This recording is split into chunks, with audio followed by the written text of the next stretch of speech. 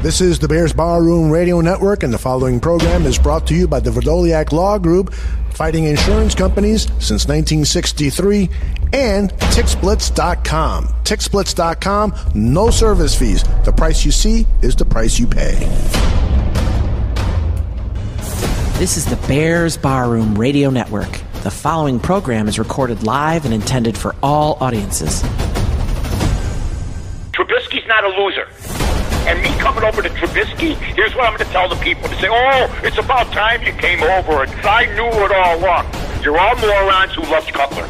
A guy that dresses up like Mike Ditka before a game, that's probably what turned to me that he understands the tradition of the Bears. If Jay Cutler would have been everything this guy is, he would have probably gone to the playoffs 2, 3, 4, 5 times. And I fully expect Trubisky to keep getting better because he gives a damn. And I think that's 90% of the band.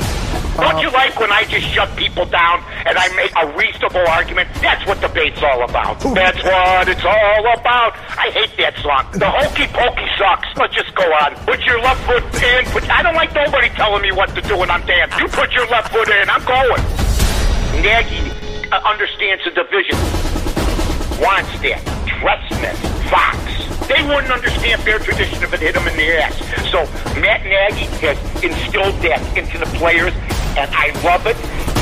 This Trubisky kid with Nagy is the right marriage, and I'm going to give Ryan Pace and everybody from Ted Phillips on down a little pat on the back. You're listening to the Mike North Advantage, and it begins right now. That's right. The Mike North Advantage starts right now. We've planned 60 minutes of outstanding sports talk for you and betting tips, of course. I am Aldo Gandia, Mike's wingman. We're going to close the chapter on the Chicago Bears loss to the Philadelphia Eagles. Write a new chapter on Mike's outstanding NFL picks as he moves to 39, 26, and 4 in his best bets for the season. And we'll talk about the NFL coaching hires, plus more with my man, Mike North. Mike North, how are you? I'm doing great, my friend. How are you, Aldo? How's everybody at Bears Barroom?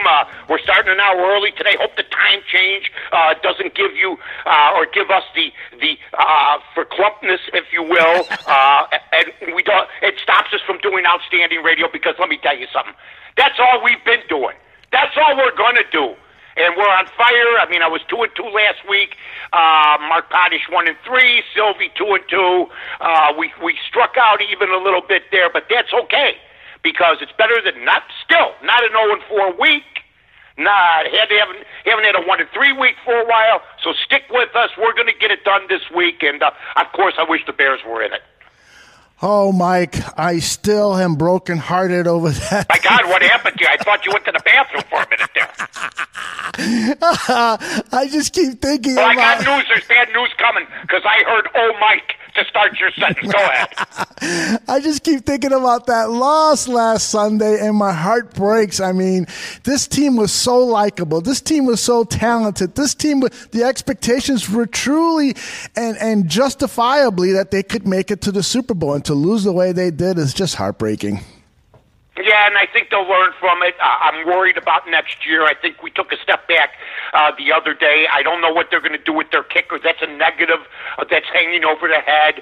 Do you give the kid another chance, or do you basically say, look, I heard from 3 or 4 different Bears that they're with him, with Cody Parkey and everything else, but you didn't hear from everybody. And I got to believe there's some Bears at home that are going to be watching the NFL playoffs in their living room saying to themselves, you know what, we might have to get a new kicker. Not that can't happen where he can't bounce back. I mean, we talk about Robbie Gould, 2014, he was just okay. Ended up, costing him his gig, but guess what?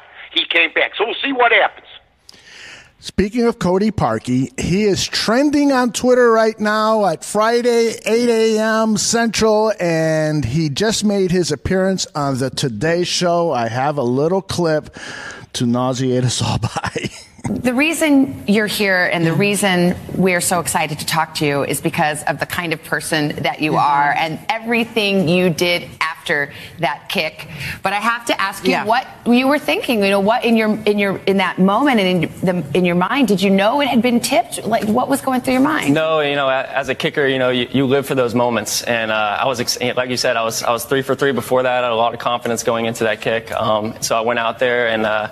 My long snapper and holder did a great job, and you know, I saw the wind moving a little bit. I said, all right, this is where I'm going to play it. And obviously, I didn't know it was tipped or anything. I just went down, and I thought I hit a pretty good kick. You know, it felt good off my foot, and then looking up, and then I saw it hit the upright, and I hit the crossbar, and I'm like, surely it'll go in. Unfortunately, bounced towards me, but obviously, I'm disappointed. You know, that I let the fans, my teammates, and the whole organization down. But I'll continue to keep my head held high because football is what I do. It's not who I am.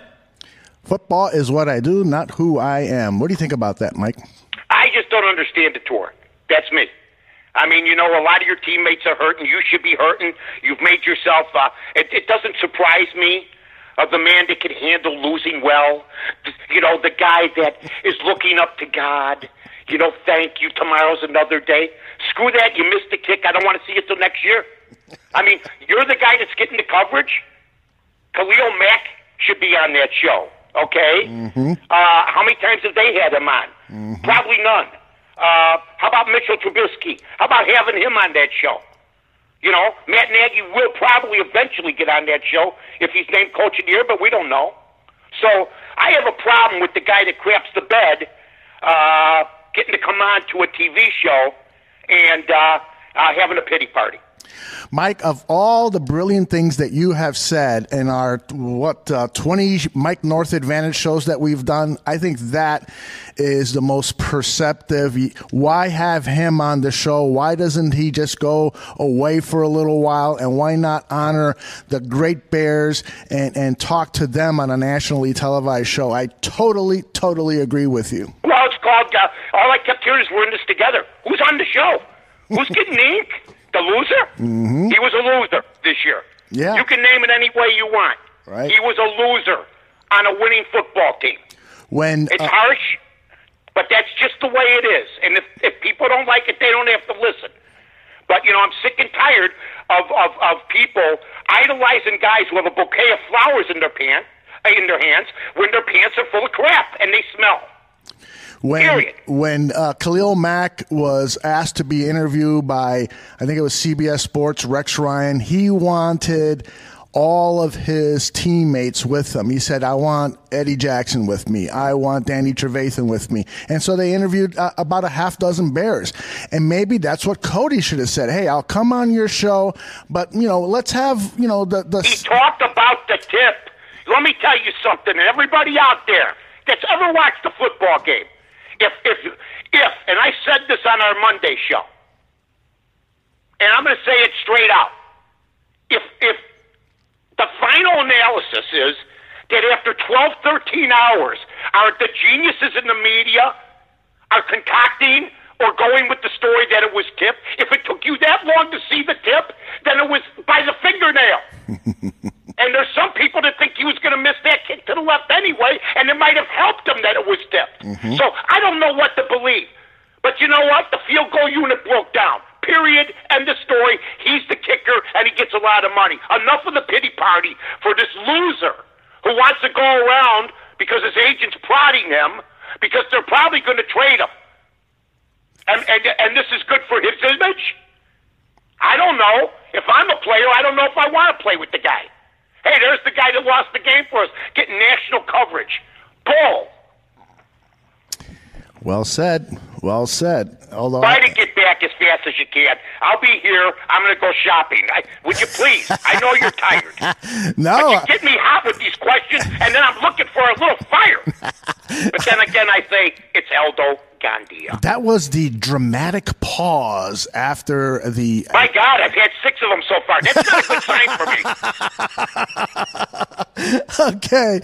Speaking of dramatic pauses, we have one now with the Chicago Bears organization who are left trying to find a replacement for Vic Fangio. Fangio met with the media yesterday as he was announced the new head coach of the Denver Broncos. After his press conference, he talked with the NFL Network. Here's a portion of what he said. Well, I saw it this year firsthand with Matt Nagy. Let me introduce that a little better. He was asked how he's going to adapt to play calling and also head coaching the entire team. Well, I saw it this year firsthand with Matt Nagy. He was the head coach and called plays and was the offensive coordinator. It'll just be a process that I'm going to have to work through and find the comfort level for me, and I'll eventually get there. But to say it's already there, but it will be a process. But seeing Matt do it gives me an idea. Okay. How about putting a staff together? Haven't done that before. Who from Chicago do you want to come with you? Who from here would you like to stay? Well, there's a lot of good coaches that were on this staff here with the Broncos, and certainly considering most of those guys, there are some coaches in Chicago that I would like to have on any staff I'm on. Mm-hmm. But that's I got to be careful what I say there, and until anything's done, I don't really want to get too concrete with it. That's kind of scary. He wants some of our coaches to follow him to Denver. Oh, my goodness. Don't do it, Vic. Let me tell you something. I told everybody on Twitter, this is like Buddy Ryan leaving after the 84 season. And if you think Vince Tobin was going to coach our defense in 85 and maybe we were going to win the Super Bowl, I watched him after Buddy Ryan left. But thank God Buddy Ryan finished the job. Buddy Ryan, I'm sure, had overtures before 85 to be a head coach. Who knows? Maybe he didn't. But Vic Fangio in Denver, to me, is a misplacement. And the fact is that he was told they may keep that whole staff, like Gary Kubiak and all those guys, right. Elway, Buddy, right. And he went along with it. And you're the head coach? Yeah. And now you don't know, and you're not familiar, and everything else. But, see, it's a copycat league on two fronts. One for offense, so you hire a guy named Cliff Kingsbury, or whatever the hell the guy's name is, because he's an offensive mind. Or you go with the Vic Fangio copycat rule, where this guy is a magician. No, he's not. You better have the players. The Bear players got him that job on defense. They got him the head coaching job. I don't think it's going to end well. Really? I don't. Really? I think he should have stayed here, won a Super Bowl as a defensive coordinator, and then get a better shot. The problem is he's 60 years old, and he can't even believe somebody wants him. There wasn't a big clamoring for him, and he's going to have to take orders at times from Elway, and he's going to be hands-off when it comes to the offense. Well, there are reports that it's going to be Gary Kubiak, the offensive coordinator, and John Elway himself running the offense, and that Vic Fangio will run the defense, and that's basically how this team is going to run, with Vic Fangio having the title of head coach. Kind of weird. Yeah, it's sort of like the hierarchy. It's basically Rick Hahn working for Kenny Williams and Jerry Reinsdorf. That's what it is. That's right. That's right. He can't make a trade. I hear Hahn says this, Hahn says that. We're going after Machado. None of this he does on his own. Mm-hmm. He's told what to do. He's a puppet, and the media won't say it. But Kenny Williams, the one-hit wonder, and Jerry Reinsdorf, who went from one of the great owners in history back in the 90s, and early 2000s to the worst owner in history, are the guys pulling the strings, period. And I don't think whether they win or lose is going to be based on the head coach. I'm anxious to see how Fangio handles 4th and 1 from their own 44. I have one more. Do you go for it or not? I do. Well, a defensive coordinator going for it, I think he's going to say no, and John Elway is going to call down and say, yeah, you are going to go for it. But I'm not going to question him being hired after he put all that work in when there's other goofs getting hired that don't even deserve it. And we talked about it last week. Yes. I'm all for reinstalling the Rooney Rule. I mean, keeping it there after I saw some of the hires this week. Right. After I saw some of the hires this week, I re-examined what I said last week, because that's what great ones do. Mm-hmm. If you're a hitter and you're hitting the ball, but you don't think you're hitting it like you should, you make adjustments. Right. And I talked against the Rooney Rule, saying once we get past that, it should come naturally. And then I see that there's coaches being hired And I don't mind the color of anybody's skin if you're capable. Of course. But when you're not capable, and you see that every coach being hired, because I listen to what people say, including yourself, if you got any ounce of fairness in you, and believe me, I've been in the entertainment business where fairness is a rumor, then you got to look at what happened with some of these coaching hires, and you're just scratching your head. Even in the NBA, Flip Saunders' kid at 32 years old gets a job. Oh, my Lucky goodness. Sperm Club, period. I love it. And I want to talk about some of these NFL head coaching hires, but I got one more Am I making too much sense this morning at this early hour for a man of my ilk and age? Well, absolutely not, although for me at this hour, I'm still... Absolutely not. Thanks for the encouragement. Where's a cliff? I got a soundbite of Vic Fangio. You know, Vic Fangio shows up to this press conference yesterday with a tie that was given to him by George McCaskey because he doesn't own a tie, and a suit that was too big that had safety pins in it. And so he was asked about that by this reporter from the NFL Network. Now, I don't want to throw you under the bus with the safety pins on the pants. It seems like we talk so much about the gray sweats. It seems like the one thing, I heard you were in them last night here in the facility. It seems like that's the one thing you want to do, coach, and that's what you are and what makes you up. It is. I mean, that's, I'm a coach, Coaching like going to the senior prom in high school. You don't need a tuxedo. So we just need to get comfortable and get ready to work long and hard. Well, good luck. That's one of the things I'm going to miss about Vic Fangio is that he is just, he is who he is. He's not like these blow hair dried coaches that are being brought in, who look like they're still in their 20s. He's an old time football coach. He's going to wear his sweats. He's going to work 14 hours a day, and he's going to get the job done. Buy a suit. Buy a suit. You're a grown-ass man. You're 60 years old. You're a part of my heritage. You embarrass us. I'm going to go Sopranos on him since I watched about 57 hours in 3 days. You represent the family. You represent our heritage. You're not at Ellis Island, okay? With the suitcase. You're not Vito Corleone. Buy a suit, you cheap bastard. Okay, go ahead. That is great. My God, he looks like, believe me, he looks like a guy that was fronting for Johnny Sack. My God. Sack. By the way, I watched The Sopranos. Right. I want to just congratulate those people. Yeah. And now that I'm hearing that, I always thought that they left it open-ended because James Gandolfini and them wanted to take a break, and that they were going to come back as a movie or what have you. Now I'm hearing they're going to do a prequel because, Gandolfini drops dead at the age of 51, and I'm watching The Sopranos, and at least in 3 different episodes, Christopher or somebody says, look at you, you fat, you know what? You're going to be dead by the time you're 50 or something like that.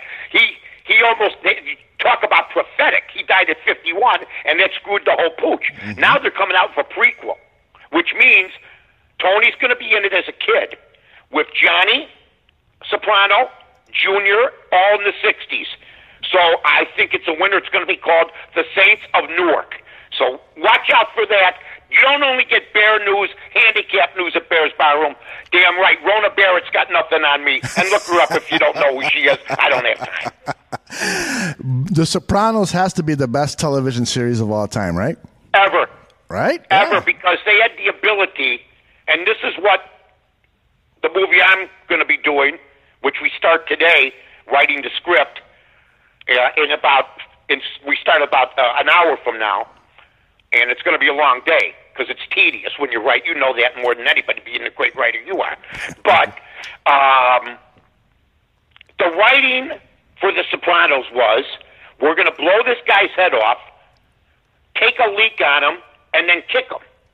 And then we're going to a wedding to give somebody an envelope and have kisses all around. Exactly. Nobody played good cop, bad cop with the way they told the story better than them. They had the right actors. They did invade the movies like Goodfellas. They took 3 of the actors from that movie, including a bona fide criminal named Paulie Walnuts, who was Tony Sirico, who I admired more than any of them, because he's a guy who I told on Twitter yesterday who wouldn't take the role if the role was going to require him to rap. Mm-hmm. And he was arrested 28 times. Wow. Before he even did his first movie, Crazy Joe, back in 74, 75. So I meet him at a Sopranos promotion with Steve Dahl. They took 2 guys from every market, and HBO invited me. I couldn't believe it. We went to the screening of the second year. Janice, the girl that played Ada Turturro, walked up to me. I didn't even know who she was because she wasn't in year 1. Right. So she came up to me at the get-together afterwards at a local Manhattan eatery, and she goes, "How you doing?" She was meeting people, shaking hands, "Thanks for your support." I didn't know who the hell she was. Now I wish I would have known. But Tony Sirico was there, and I go up to him, and I said, "Listen, really enjoy your work." He goes, "Thanks." He's got his back to me sitting at the bar. And I said, "Listen, would you like to come on my show? I'm a sports guy from Chicago. My name's Mike North." I give him my card. He goes, "Hey, I heard of you, but I don't do radio." And I said, "Yeah, but this is a radio promotion." He goes, "I'm only going to tell you one more time. I don't do radio." I swear to fucking God, Steve Dahl was standing right next to me. He was like that in real life. I love the guy. And what happened was Christopher came on with me, Michael Imperioli, big boxing fan, and Stevie Van Zandt. Both great guys. But you know who was the nicest person there? I'm going to guess. Edie Falco. Oh, okay. Wasn't even close. Yeah. I heard. The girl that played the wife. Yeah. Not even close. What a wonderful lady. Wish her nothing. And when she didn't, I wish her nothing but the best. And the rest of them, Tony came in, Gandolfini for 10 minutes, and looked at everybody. He was already in mode. as Tony, he was. Didn't say much. Looked at everybody. Was dressed the same way with the suit. It's a great. That's a scene that we're going to maybe put into the movie. But we got so many scenes like that.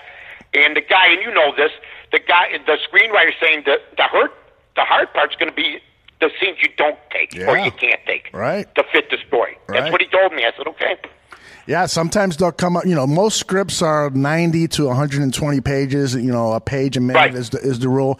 And sometimes the first draft is like 300 pages. And then you sit down and say, okay, we can't shoot a 300-minute movie. Right. So you got your work. I got a 9-hour movie. Yeah, that's right. You should do a mini-series. That'd be cool. Don't give me any ideas. We might do it on Bear Bar Room. All right, we'll have a budget of $650. That's right. We'll just show skills. We'll hold them up to the camera. Here's me when I was younger. Here's me when I was older. Good night, everybody. We do it with puppets, right? Yeah, we'll have puppet show. That'd be fun. Aldo, if you and I are in my basement with puppets, people are going to worry. Yes, rightfully so. All right, I wanted to touch on some of these NFL head coaching hires. I don't know. I mean, I think you've pretty much talked about it already, but I do want to play a clip of Bob LaFleur's opening press conference with the Green Bay Packers. He was formerly the offensive coordinator with the Tennessee Titans, and boy, what an offensive powerhouse they were. And this is I don't get it. I don't get it. I don't get it either. Go ahead. So this is what he said at the opening, and I found it to be so inspirational. I cannot tell you how honored I am for this situation. It's always been a dream of mine to be an NFL head coach, but to be the head coach of the Green Bay Packers is surreal, and I am extremely humbled. And to follow in the footsteps of Curly Lambeau, Vince Lombardi, Mike Holmgren, Mike McCarthy, is truly an honor. You ready to suit up and play for him, Mike? He didn't say Dan Devine, because that's who he's going to be. Let me tell you something, Aldo. That's why I'm on this show. There's little clips like that. I saw something on Twitter which was absurd, because they're saying that a lot of these coaches, and maybe it's true, are getting hired because they look good. Well, how do you describe Freddie Kitchens or Mike McCarthy? You know what I mean? Yeah. I just think they're going for these offensive minds, but I'm with you. I looked up the Titans' offense, and I'm saying to myself, that's the guy that passes out on the bar and says, I almost made it through the night. Mm-hmm. I mean, come on. Mm-hmm. I watched their offense this year. I didn't see anything special. No, I didn't see Nagy, but I'm going to reserve judgment because look what happened with Nagy. Right. You got to be open-minded nowadays. I don't have to reserve judgment for the other guy, the guy from Texas Tech. Right. He was the darling of the media for years, and all he did was fall on his face. Right. He couldn't coach a complete football game. Believe me, I tell you this. I know about Texas Tech football. I bet all these games, and that guy came up short. And how you go 5-7 2 years in a row and get a job in the National Football League as a head coach when you can't even win your own conference or even be 500 is a mystery to me, period.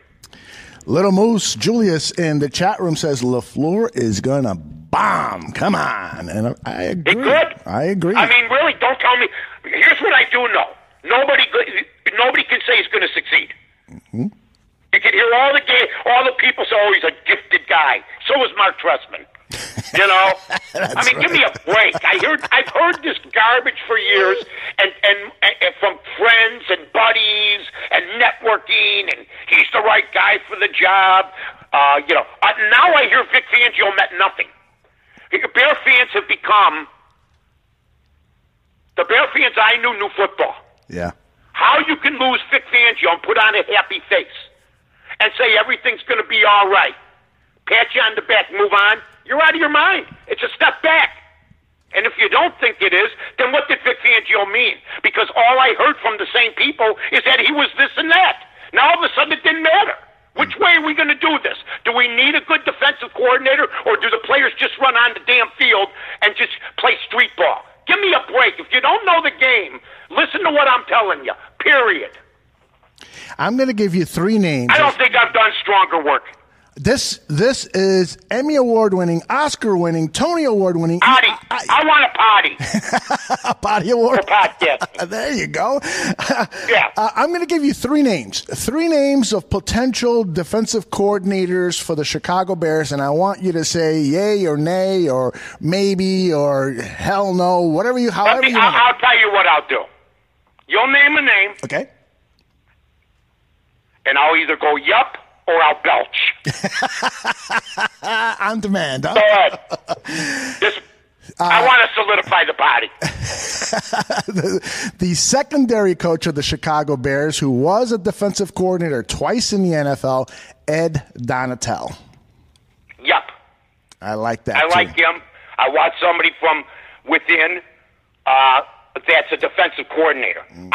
Cleveland fans are wondering if the guy that got moved up from within to be the head coach is the right guy, Kitchens. But that's not about this. You've got a guy that knows the defense, got a guy that knows the players. You move him up. Okay, so far, yep. What's the next guy? Former Jets and Bills head coach and draft Dr. Phil favorite, Rex Ryan. No. Rex Ryan, I think will be a defensive coordinator. He's too much BS for me. I know he made a lot of promises, and I know he wasn't a defensive coordinator. But I've had, I think the one thing I would say about Rex is we'll see more blitzing. Mm-hmm. But that depends on if Nagy wants that and how much faith he has in Rex Ryan. I heard that, and I thank God, Todd Bowles. Thank God Tampa Bay took him. Praise God on high, dear Lord. Thank you. Oh, my God, I watched him in action. He couldn't motivate a flea on a dog's ass. He's a quiet guy. He's a very quiet guy. There's no doubt about that. Oh, my God. I can find them at wakes. No, so I'll go yup for Rex. You know what I'm going to do? I'm going to be fair. I'm going to be fair because there's talent, and Rex can coach talent. We saw that. I'll go yup. Okay. And Dr. Phil knows his game. I'll go, yeah. I'm going to give Dr. Phil the benefit of the doubt. Okay. All right, and the final name that I have. God, I've become so much nicer since we started, haven't I? Yeah, you were a meanie. I think it's my association with you, right? Yeah, right. I don't think so. Go ahead. The final name that I have for you is former Indianapolis Colts head coach and rumored to be a leading candidate for the Bears defensive coordinator job, Chuck Pagano. Love him. Went through leukemia. Yeah. Battled. I love a guy that wants to coach a team and do a good job when he's got a chance of dying. You know? Yeah. So, to me, I got ultimate respect for the guy. Nagy has to be comfortable with them. I think he is. I think there's some coaches that would be fearful that if I go 4-12 next year, that guy's waiting in the wings. You know what I mean? Because he's already got experience. But I don't think Nagy has that kind of worry no matter what. He believes in himself. So I'm up on all three of those because you have the talent. You have the players. And these guys aren't stupid. And I think that what I want is somewhat of a similar defense with Vic Fangio had, only a little bit more aggressive, because I saw the 80 after Buddy Ryan left. Somebody said, well, the Bears with Fitz Tobin gave up the fewest amount of points. Yeah, but they were no longer feared. They played zone. They didn't blitz as much. The word was out. Quarterbacks had more time to pass. It was the absolutely wrong guy to hire, yet they gave up the least amount of points. But when the playoffs started, nobody was scared of them. You know, one of the things that was interesting. I almost stop you in your tracks. It's almost like, you know what? You see the train, you see the tunnel, and then you see that the tunnel's covered up and you put the brakes on. So, that's all. Yeah. Exactly. They always stop 1 inch away. Otherwise, there's no movie. They all get killed. That's right. Yeah. One of the things about Vic Fangio's defense that frustrated me in that loss to the Philadelphia Eagles is towards the end of the game, they were playing so much zone and only rushing 2 or 3 guys. I mean, at one time there was just 2 guys rushing the quarterback. And so, you know, having a more aggressive defensive coordinator might be kind of interesting, particularly with the talent that you have in the front seven. What do you think? I have no argument. What I saw, 6 for 9, 59 yards, a touchdown, an out pattern from 40 yards away with the defensive back behind you.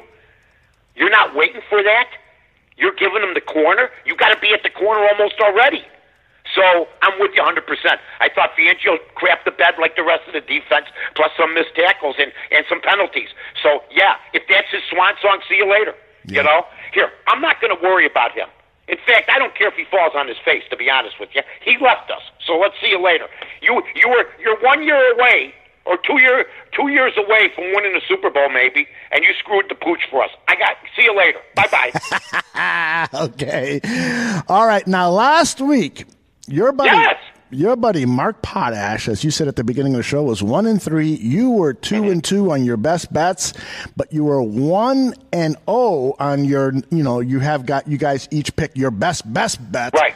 And Mark was 0-1. Sylvie was 1-0. Overall, your record for best bets is now 39, 26, and 4.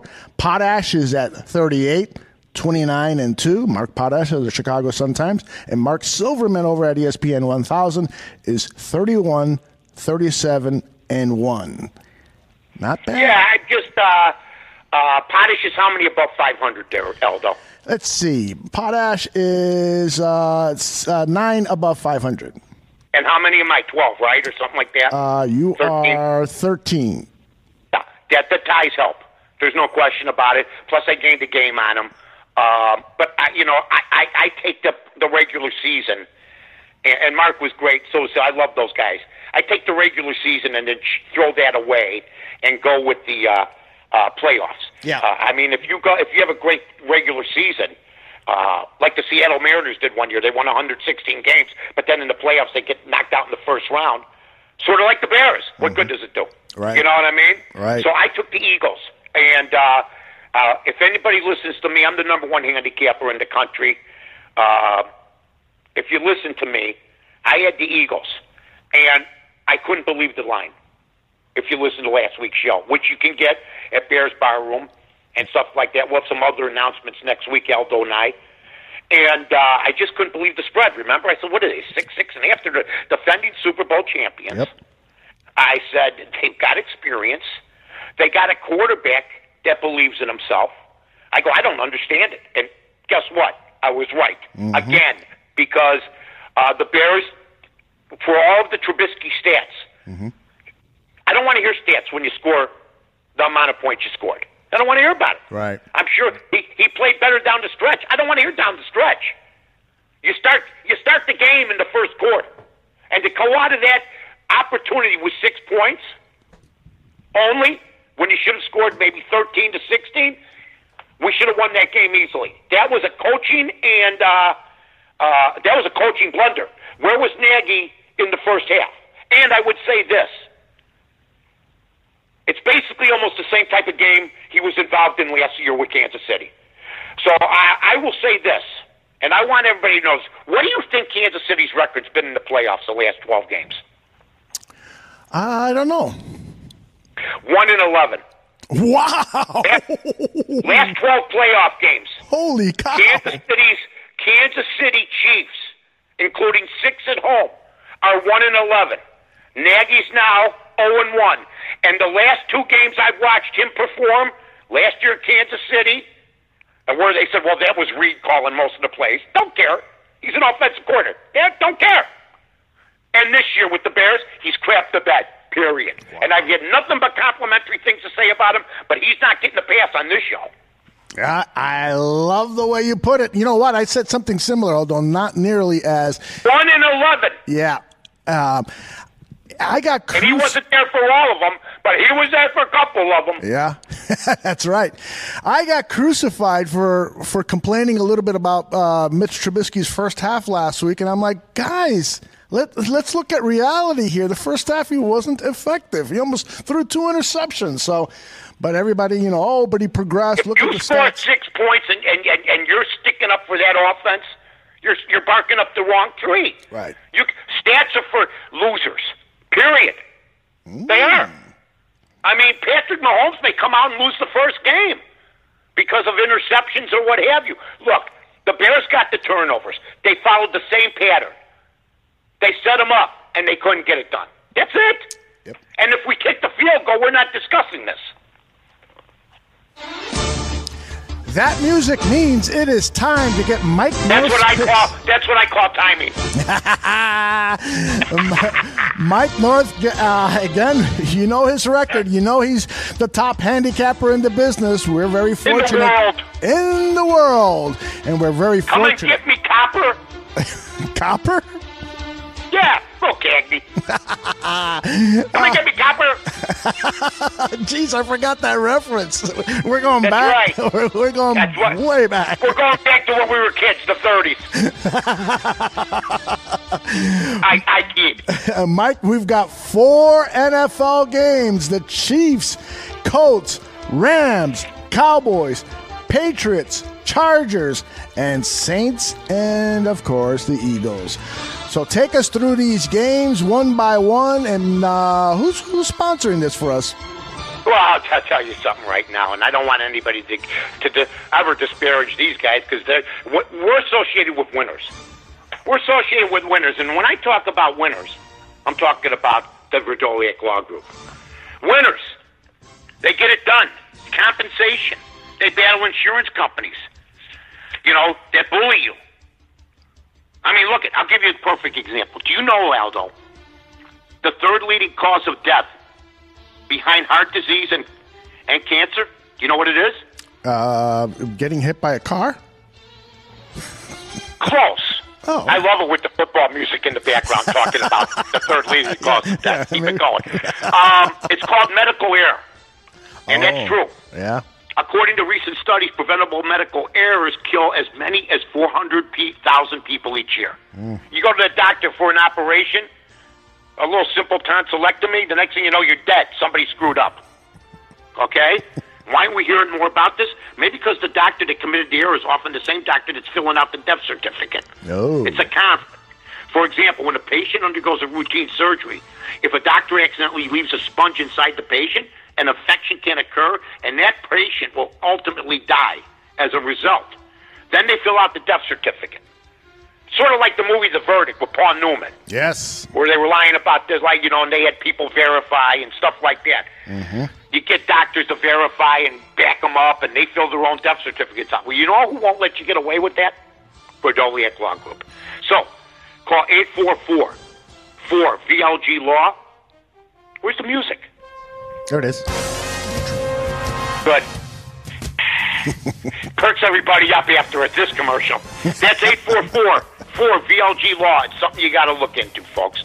And Tick Splits. Aldo, I know you got more information about Tick Splits. Yeah, Tick Splits. If you want $50 off on your next ticket purchase, all you have to do is this. Send an email to marketing@TickSplits, that's TIXBLITZ.com, marketing@TickSplits.com. On the subject line, you put in barroom, and you will receive a special promo code for your next ticket purchase, but you gotta hurry. Supplies are limited. TickSplits.com, where the price you see is the price you pay. Take it away, Mike. By the way, I watch so much Sopranos, to be honest. The other day, just felt like going into a gas station and sitting in my car and staring at people, just to be honest with you.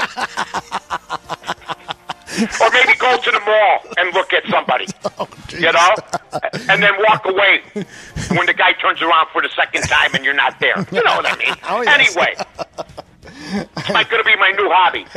Okay, here we go. What's the first game, Aldo? Read me one off and I'll rattle it. All right, it is the Chiefs -5 versus the Colts. The Andrew Luck people, you're finished. You're done. You're gonna get your ass kicked. This is my top pick. Yes. I'm sure you're going to be hearing a lot of people, Andrew Luck and blah, blah, blah, they're good. Hey, why Andrew Luck? Okay, the other guy is pretty good, too, and they had a week off to prepare. Yep. I think Indy's defense is going to be challenged by this kid. Patrick Mahomes, this isn't a mirage, what you saw, but they have adjusted to him a little more.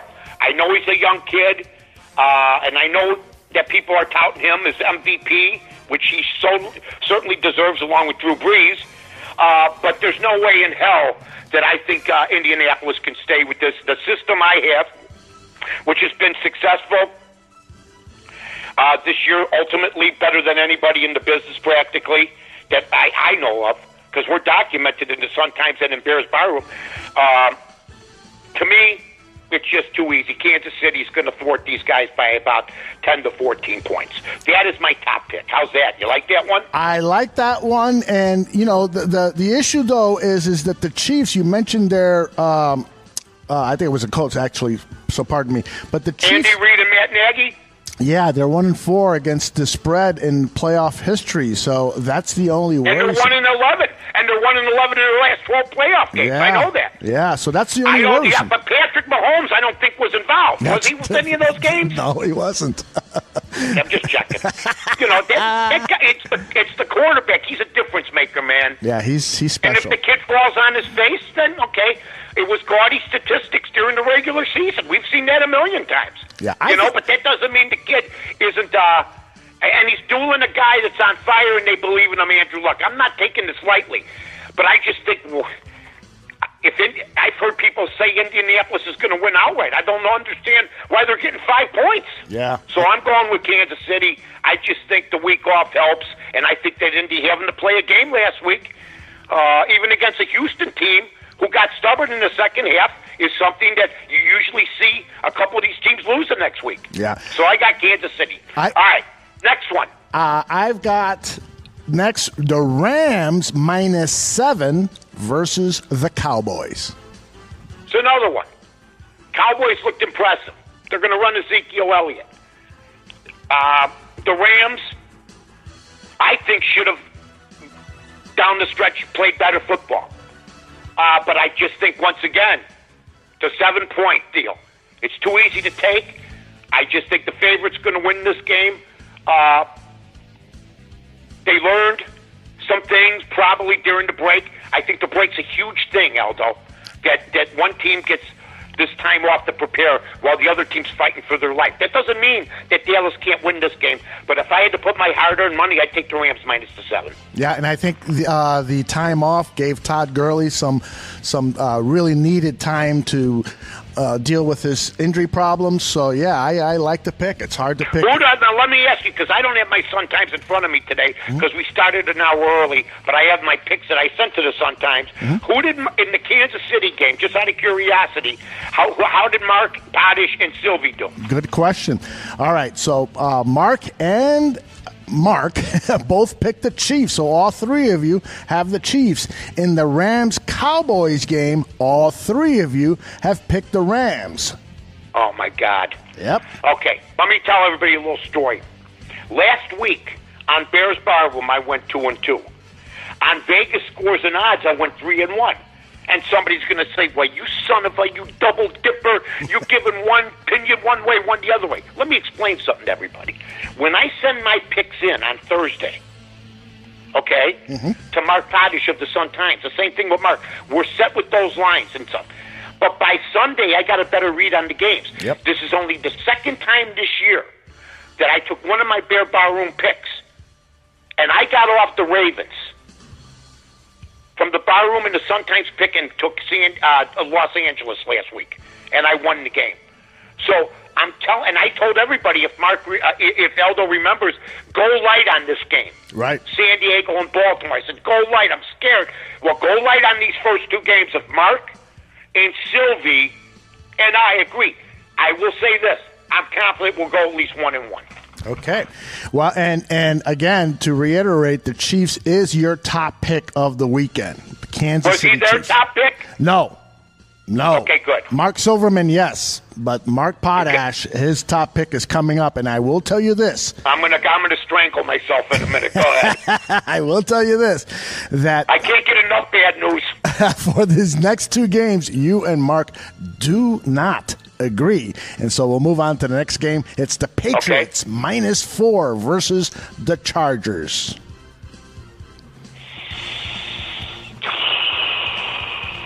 I hated to go against the Patriots. I really did. And it's probably the mistake of my life. But I've won the last 3 weeks almost with Phillip Rivers. And for years he killed me. There's something in the water this year for him. They've improved their defense. Somebody said today, though, and this is just plain stupid, and a lot of people seem to like the Chargers. Not that people aren't going to bet. I think it's going to be split down the middle. But somebody said, well, yeah, but Brady's, they don't have to chase this guy or that guy like they did last week with Lamar Jackson. I'm sorry. So because you don't have to chase Tom Brady, you're better off with Tom Brady than you were with Lamar Jackson? Because you're worried about the defensive line chasing somebody? Well, let's talk about that then. How much can Phillip Rivers move? It's the same thing for New England. We got two stationary quarterbacks. Right. And I'm going to go with the guy that's never won. It's a tough pick. It is. It would be tough for anybody to go give me the Chargers. At Foxborough, it's a tough thing to do. Very Unless tough. Unless you got Corleones like steel. Unless you got balls of steel, which I got. I'm taking the Chargers. All right. Okay? So, again, Potash has picked the Patriots, so that's going to be a good one to watch if you're keeping... You love when we battle. You always try to cause conflict. I do. I love this stuff. I don't know why. He's one of 3 people that like me in the mainstream media. I think, that's about it. I think it's maybe 4. Maybe 5, I don't know. All right. So the final game, it is the Saints -8 versus the Philadelphia Eagles. And again, you and Mr. Potash disagree. And this is Mark's top pick of the week. Go, take it away. Well, I couldn't feel better about that. There's no way. There's no way. The Philadelphia right ends, and I'm going to send them. Look, I got to say this too. And God bless these people at the Fanatic, out there, Anthony Gargano, all my guys. I talked about them, give them all sorts of plugs. Twice I've asked them, what's the address? and I haven't heard. Let me ask you something. Send me that pizza. I'm trying to send them a Malnati's. They won't even give me the address. How are you radio guys, and you haven't gotten to me already? Any radio guy that gets something for free, usually you get the information day one. So I'm putting out a plea. Dear Lord on high, I'm lighting candles. Somebody get back to me from that wonderful station in Philadelphia. I'm going to send you my address. How's that? I want some Lou Although when they find out that I took New Orleans, they might want to double down. But I'm taking the New Orleans Saints, so I got Kansas City as my top pick. Okay, what are they getting on the Sun-Times? What are they getting? You mean in terms of the spread? That's yeah. -5. Call the gambling show. I just wanted to enlighten you on that.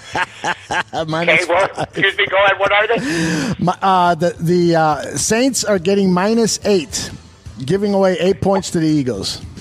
Okay, so Kansas City, the Rams, the Chargers, and the Saints. Right. And my top pick is the Chiefs, which I would go light on now after hearing that the three knuckleheads got them together, which usually means we win 30% of those games. You're on the right side. I'm just telling you straight up, folks. But we'll go 1-1. I'm confident of that. All right, and let's remind people that your season record, 131 and 118 with 11 ties, is the best record of the three so-called knuckleheads over at the Chicago Sun-Times in their, what's this section called? It's called The Cheat Sheet by Mark Potash. It's called The Cheat Sheet, that's right, and they do a good job. And I think Mark and Sylvie, we have a lot of fun with it, and, like I said, I want to have a good playoffs. And I want to give out winners. I mean, but it's not easy. And I was good with going 2-2 because I know people that went 0-4 last week.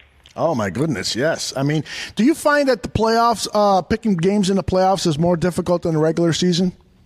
Real football. I mean, let's talk about the over-unders. Mm-hmm. I don't know if there was one over. I don't look at totals. I don't play totals anymore. Mm-hmm. But I believe most of the scores were low scoring. Yes. So that's one change. I mean, we were seeing games. I mean, I don't know. Is Patrick Mahomes going to put up 35? If we're going by the first week, even with guys like Andrew Luck playing another good quarterbacks, it didn't happen. A Analog 9 says that he loves all of your picks. Oh, my God. Oh, my God. Do we have a plane? Is there a plane crashing into a building somewhere? Oh, my God. My God, no. He likes all of them? He loves them all, yes. So that means there's 4 of us knuckleheads with me, Mark, Potash, and Sylvie, and what's this guy's name? His name in the chat room is A Analog. Hey, Anna lose. That's what's going to happen if you go with those. That's hilarious. All right. I kid. Hey, this has been it's the funnest show of my life. We are the very first show to ever feature handicapping and winning handicapping. That's right. And that's what we've done this year, and it's really been fun. That's why, you know what? It's fun talking whether you win or lose. Will I have as much fun next year if I have a losing record? No, but it will be fun explaining it. It will be fun poking fun at yourself. You got to have fun. Yep. Here's what I'm going to tell you. I'm staying away from the first 2 games, and if I bet them, I may go the other way. Mm-hmm. Yep. After hearing Anna lose, and then Potash and Sylvia and myself. Anna lose. The Marx Brothers. Yeah, Zeppo had to jump in, or Gummo, or Cheapo, or whatever their name were. All right, in our last 5 minutes here, I want to talk a little bit about the Mike North. Yeah, that's the fastest hour in all of sports radio, right? Yeah, it is. I want to talk about the movie. You've got the screenwriter coming into town, and for the next 9 to 10 hours, you guys are going to, for the first day, you guys are going to start to collaborate on the screenwriting of your autobiography movie. What can you tell us? Do you guys have a plan? How do you go about this? No, we don't have a plan. We're going to custer it. We're just going to hope the Indians aren't there. I love it. You know what I mean? We're going to take a train, and we just hope that it's connected to some other tracks. But no, here's what, all kidding aside, Aldo. The hardest thing about this is going to be, well, it's very tedious writing. Yes. And the first thing is, I'm going to be talking it. he's going to be writing it. It's no different than if Bernie Taupin and Elton John get together. One guy wrote the music, the other guy wrote the words. Right. Or whether it's Bacharach or David. The first thing I'd establish with this guy is, I'm going to be telling the story. And he said, well, listen, if you want to type some stuff in, you can go ahead. Mm-hmm. And I said, nah, that's not going to be me. I said, I'm going to tell you whatever I want to tell you. You type it up, and then try to fit the scenes in. Now, there's going to be scenes that we get in and scenes we can't. In other words, I have a narrative scene with like 7, 8 different entertainers. We may only be able to put 3 in. You know, I spent time with Sinatra, Rickles, Paul Anka, guys like that, and more. Robert Plant. I drank with Frank Sinatra, ate a sandwich with Robert Plant. I mean, from Led Zeppelin. You can't have a more vaster difference. Yeah. But not every one of those scenes is going to get in. Right. So the disappointment is when you can't fit certain scenes in. Like we said earlier, you don't want to have a 10-hour movie, but it starts out where you have too much, and then you got to cut out. It's better to have too much than not enough. So I'm looking forward to it. We're going to have a lot of narrative scenes. And what people don't understand, or I think they do, I know from myself, being a movie watcher of over 50 years, most screenplays are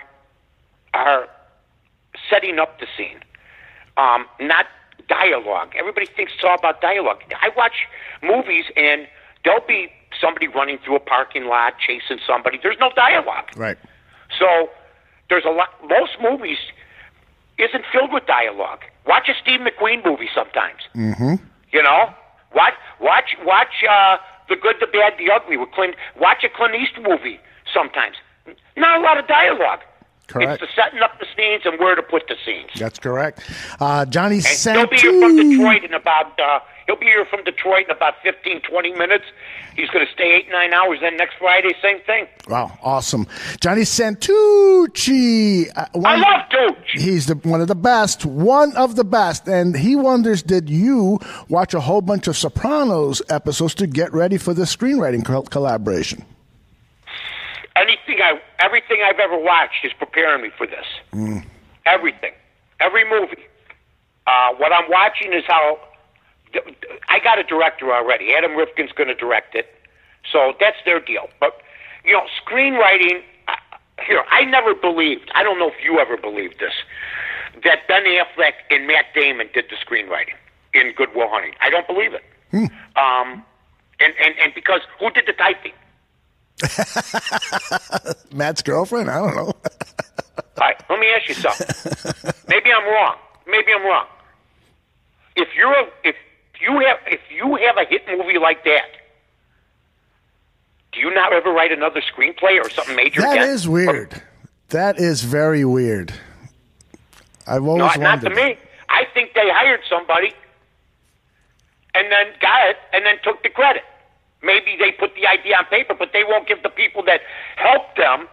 There's no way these two guys did this, in my opinion. Because if you have, where's the second one? Where's the third one? Maybe because you know what, they were so successful, they said, hell, we did it once. I don't know. Yeah. But you would have thought they would have done something else by now. Something major. I've wondered the same thing many times. I remember reading once that they said that they went through like 30 drafts of this thing. They showed it all over Hollywood, and they would get tips from this executive and this producer and this writer, and they change and they change and they change. And maybe very odd. I mean, like all these people were coming and reading unfinished drafts that they didn't even know. Yeah, weird. Very odd. Very, very I mean, weird. Usually you got to have something finished before you can go anywhere. But I've read about that, and I've always thought that they had help, and there's nothing wrong with that. My guy's not going to, I'm not going to say I wrote it and not give the guy credit. Mm-hmm. Who's really putting it down on paper. It's like if you get somebody to write your autobiography. I'm sorry. I'm telling it, but it's as told too. I'm sorry, something like that. Right. You know? Right. Now, tell your listeners What period? I feel like I'm on top of my game. You are. I mean, you're ready to start writing a script for the next 10 hours, so you better be on top of your game. Listen, I've watched everything from The Rifleman to The Godfather a million times. I'm more than prepared to write a screenplay, and I'm also telling you this. I'm terrified, like I told you last week, because if out of every 20 movies, 3 of them are worth watching. And that's what terrifies me. Yeah. I don't want to go eventually, even though it'll be an accomplishment to get a movie made, and it be horrible. It's not going to happen. And, I think the hardest thing is telling some of the stories. Because, you go back in time and you got a lot of love for a lot of these people, and you got affection, and sometimes you get melancholy about it. And then there's other times you say stuff, and you wonder, how could you have done this? I mean, you start living your past. It's weird. All right, before I let you go, I want you to share... I could tell you were heartfelt about that as you're looking at the clock. It's only my God-blessed life. I want to jam in 3 more hours worth of material in 5 minutes. That's my problem. I want you to share with your listeners one particular story that could potentially make it into the movie, and I'd like to pick the scene if you would allow me to. The time that you went to the press conference held by Pat Riley, the slick-haired coach of the Miami Heat, and you asked a question that got national, even worldwide media attention for the question that you asked Mr. Riley. Can you kind of set that scene for us and share it with us? Yeah, I got a couple scenes that I want to just share real quick that we're going to, but see, once again, it may not be in the movie. Sure. But, I mean, I was traveling with the Bulls at that time. So, I mean, I run into Rodman. I drank a bucket of beer, a huge bucket of beer with Bill Weddington the night before the game. He wasn't playing at the time, I don't believe. I think he was playing. He had like 3 or 4, and I had like 50.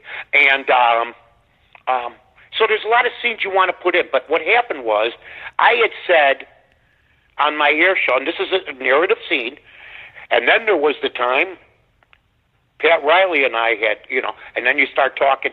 I was going to ask him, according to the best question by the listeners, this was the question I was supposed to ask Pat Riley.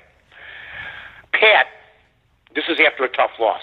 Mm-hmm. If Fred Flintstone knows that when he goes through the drive-thru, the brontosaurus ribs are going to tip his car over, why does he order them every single time? I couldn't do it. So I get in line, and once again, this is one that's submitted. I get in line, and there's the media all hiding and cowardly, like 80% of them are anyway.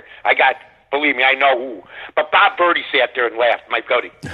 And I'm in line, and I got to ask him that. He looks like De Niro in Casino, yes. Okay? I'm sorry. Yes. He looks, at that point, he's Robert De Niro in Casino. He goes, yes, sir. I go, Pat, I changed the question. And I thought this would be fair, and I was completely wrong. If God came down tomorrow and said, if you shave your head, because his hair was very important to him. Yes. If you shave your head, you will finally beat Michael Jordan. Would you do it? He goes, that's interesting, sir. Yeah, it's a really good question. I go, well, because you're overmatched. And that pissed him off. He goes, where are you from? I go, WSCR Chicago. And then I was thrown out of the press conference. I won. That was a moment. And you know who threw me out? Brian McIntyre, who went to Queen of All Saints. That big church on Devon Avenue. Yeah. By Cicero right. in Sauganash. He went there. He goes, Mike, God damn it! Like that. What did you do? I go, I think it's a good question. And then they threw me out. But my favorite story is, this is another one, you hope it makes it in. Okay. Did you like that story? I love that story. I love it. Okay. That's one, but it may not make it. And that's one I'll be pissed about if it doesn't. I think it's going to be in, just like the Ozzy one. Mm-hmm. Yeah. That may be it. But this is but you know what, You want stuff that's in it, too, that people don't know about. Right. For instance, I went with a bunch of guys to Las Vegas. I went with bunch of guys to Las Vegas. And I knew I was with BB. Here's what happened. A lot of guys were going to be out there that I knew from downtown on Rush Street. I was going out there with my wife. I said, I'll meet you guys. I'm staying at the Paris because I know the head guy. I mean, at the Desert Inn, I know the head of promotions and everything. His name's Tom Benani. They go, okay, we'll be all over the place, whatever. But Sinatra's going to be at the Desert Inn. So let's set up a date. Mm-hmm. I go, fine. So we set up, we're going to go see Frank Sinatra that night. Now, Frank's about 80 at the time or something like that. I forget his age. Mm-hmm. But we'll check all this. Mm-hmm. He's at the Desert Inn. And I walk in with BB. I go to the maitre d'. I saw Tom Benani, one of the all-time greats. In fact, if you watch Andy Garcia in Ocean's 11, mm-hmm. that was Tom Benani. Oh, basically. Okay. Yeah. He was the guy, the way he walked, the way he dressed, black hair. I'll show you a picture of Aldo. Okay. He looks just like, he was an Italian guy, but he had the Andy Garcia. Andy Garcia really copied most casino heads at that time. Mm-hmm. And he goes, yeah, we got your seat ready, your seats. It was a dinner thing. They led us to the front row table, Frank Sinatra's booth. Oh, and wow. I'm sitting with some highfalutin corporate guy and his wife. A bottle of champagne was sent to me. They introduced Frank Sinatra. He comes out. And he goes, I want to, say, during the show, he goes, I want to say hi to people from Chicago, sports radio. On stage, and I'm sitting right in front of him, and he looks at me and introduces me. Whoa. Okay. Listen, this is great. Yeah. Because, he was, then, when the show's almost over, waiter comes up, hands me a note. Frank Sinatra wants you and BB to come to his after party at the Forum Lounge, where Keely Smith, who was, at that time, she's solo because she's a widow of Louis Prima, great singer, mm-hmm. Black Magic, all that. She'll perform. I go, B. And the other guy wasn't invited. I don't know who he was. He's in the corporate booth. Or he's in Sinatra's booth. We go to the party. It's a long table. And I'm at the other end with all the guys from Chicago and stuff like that. And he's at the other end. It's like 2 a.m. We've been there for 2 hours. He's pounding Jack and Cokes like he's 30. Smoking Camels, short filter, and filterless cigarettes. The guy's 80-some years old. Yeah. Where's everybody out? He didn't say shit to us. So I get up with B. I go, let's get out of here. I mean, I got to see the guy, but, there's no way we're going to talk to the guy. He's at the other end. It was one of those long tables, you know? Right. And Keely Smith singing in the background. I go, this is surreal. I get up and we say goodbye to our friends, and we start to walk out mm-hmm. because people were talking to Sinatra. He wasn't paying no attention. And then all of a sudden I hear, where are you going? I turn around. I look at my buddies. I thought one of them said it. Where are you going? I look. Frank Sinatra's asking me where I'm going. I said, I'm going to the washroom. He goes, good. When you come back, I want to talk to you. So we go out into the hall. Nice. BB and I are having a heart attack. I go, B, Frank Sinatra wants to talk to me. I've been watching the guy since I was like 10. Frank Sinatra wants to talk to me. God wants to talk to me. I come back in.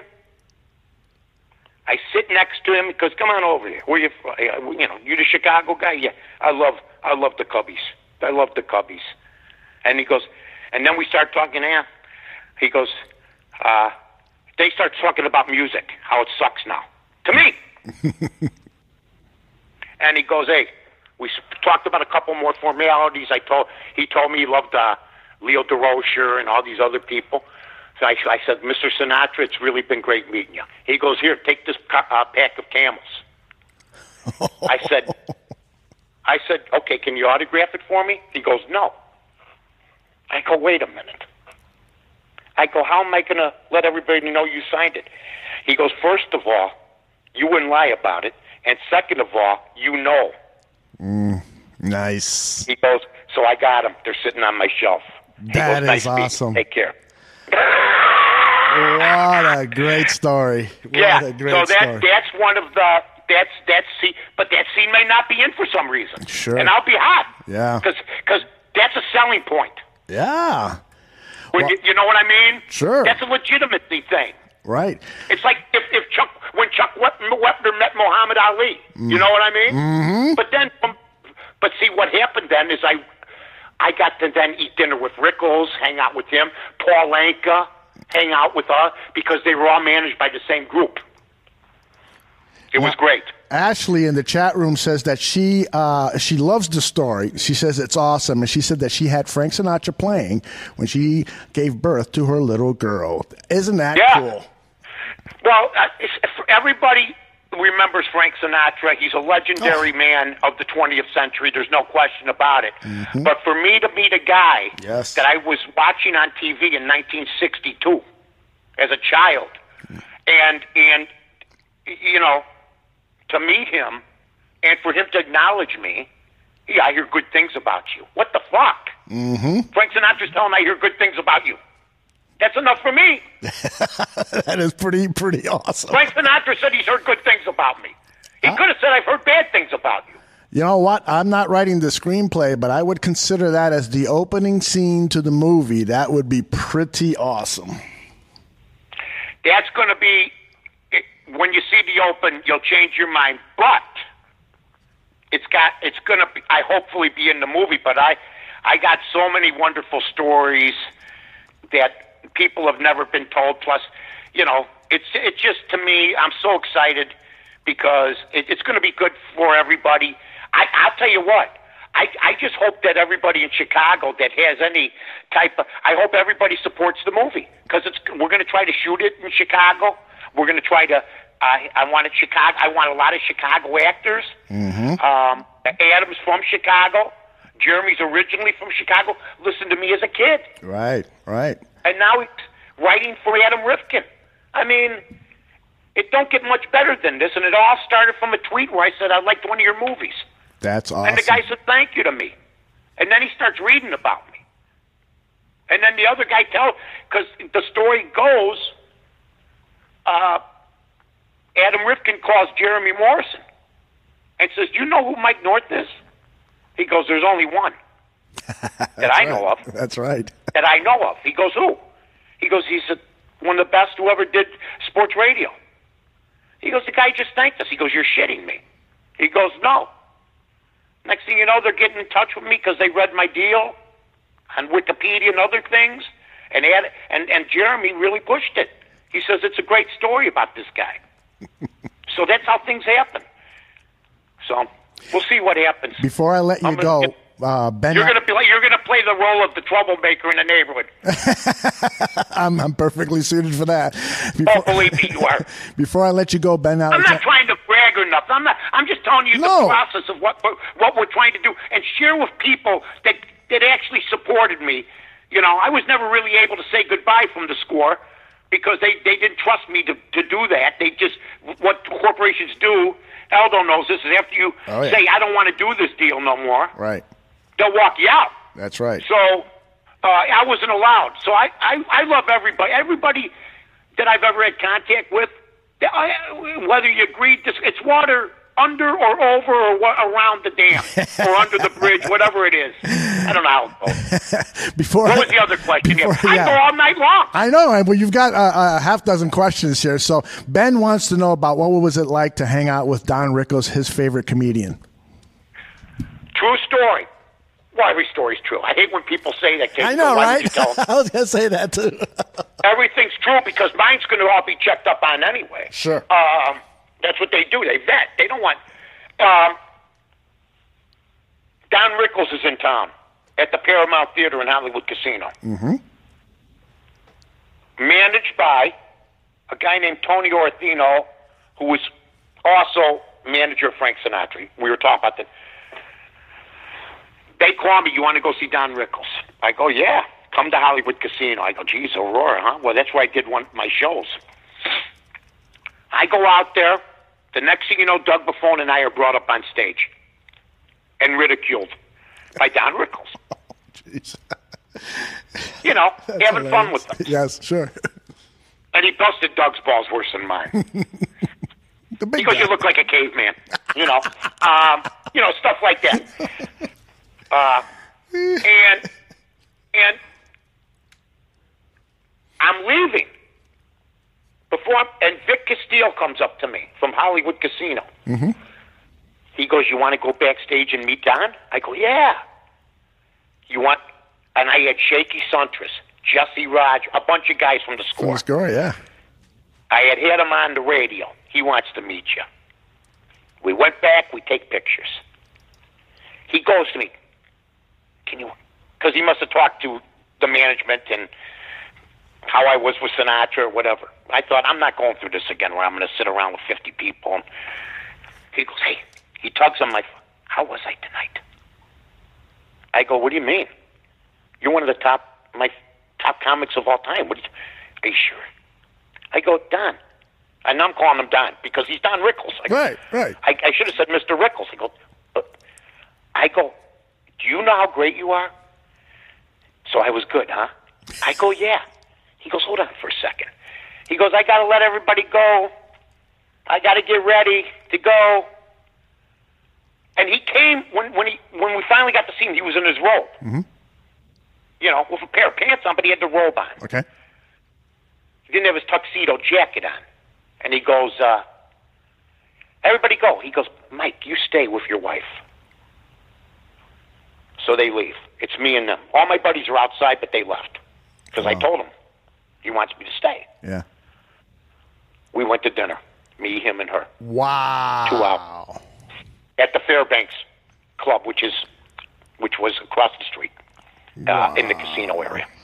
Great. Oh, what a wonderful time. That had to be a highlight of your life to have. Oh, my dinner with God. Don. I got the pic. She won't let me put it up on the wall, the bedroom, but other than that, I mean, it's a great picture.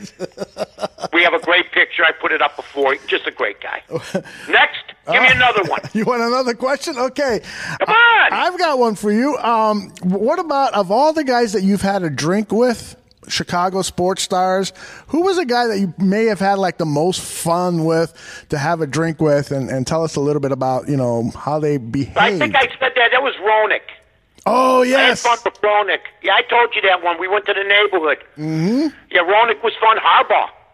Mm-hmm. Harbaugh was fun. Me, Harbaugh, and Ronick. We got. If you're going to ask me if Jim Harbaugh, if that's the Jim Harbaugh I see on the sidelines now, are you kidding me? Mm-hmm. I mean, Jim was he wasn't a big drinker. Ronick had a good time that night. We had a good time. What about gambling with Michael Jordan? Any stories you can share? $3,000 he's putting down. I'm putting down 300. He gets mad at me for taking a hit. It's my fault. I'm trying to win my own fucking game. What's 3,000 to you?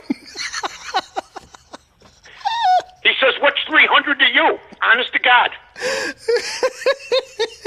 He goes, "Two could play that game." Very poor loser.